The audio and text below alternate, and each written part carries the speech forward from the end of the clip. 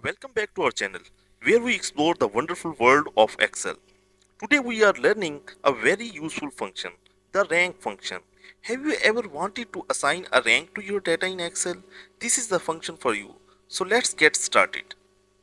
Don't forget to subscribe now and press the bell icon for more videos.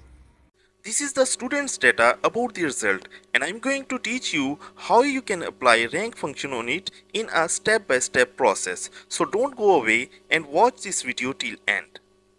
So first of all, we have to calculate the total marks of the student based on the midterm marks, end term marks and their practical marks. So I will write equal sum bracket start and then add up all these three types of marks and then close this bracket and press enter.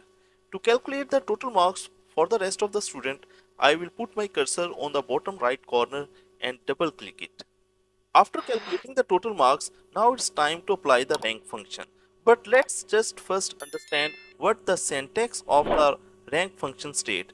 The syntax of the rank function consists of number, referral numbers and then the order. So I will write equal, then rank, bracket start, the marks of the first student, then comma, and then I have to select marks of all the students and then freeze it with the help of F4, then comma, and now I have to select the order, either I want to have ascending or the descending order. So for descending order I will select 0 and then close this bracket and press enter.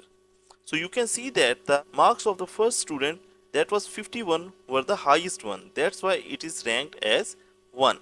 Then for the ranks of the rest of the student, I will again double click this and calculate the ranks of all the students. After applying the rank function, now I want to rearrange my table as per ranks. So for this purpose, I will select the table, then I will go to the data, and under the data I will go to the sort,